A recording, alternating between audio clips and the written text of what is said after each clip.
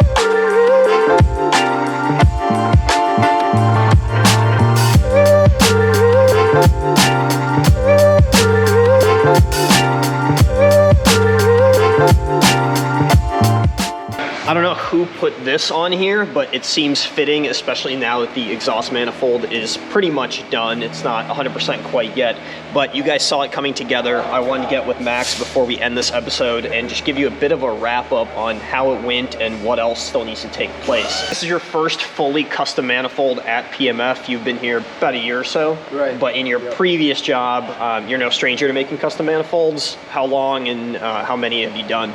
Oh man, I've been making custom manifolds, custom turbo kit stuff for probably 10 years now. So this is probably my 20th custom manifold, probably my 200th manifold overall. What else do you need to finish up on it? Well, we've got to close up the hole for the original wastegate priority, add the new wastegate priority out the front. The reason we're doing that is because we want to recirc the dump tube from the wastegate since it's going to be a street car. I also have to do a little bit of modification to one of the runners that shrunk up a little different than I wanted it to. So do that, finish flat sanding, finish porting the runners, and then final weld the turn down on, and then it's downpipe. And yeah, after downpipe is built, we can start on the front end. So that was pretty much a majority of the work. He's got a couple more days into finishing it out, and then we're gonna do the downpipe as a start to the next episode likely, because that's gonna be a lot of good fabrication work. And as he said, then we kind of get to the front end. You can see we've got it all chopped apart, and it's also been 3D scanned and kind of designed digitally to get a custom tube front end eventually. Now that'll probably be part of the downpipe episode. So from here on, we've got a ton of stuff to do. I mean, we've spent years on this car already, but the finish line is in sight because of major components being finished up like the exhaust manifold. So Max, great job on it. Hope you guys enjoyed him putting this together. If you did, please like this video, subscribe to the page, and we'll see you in the next one.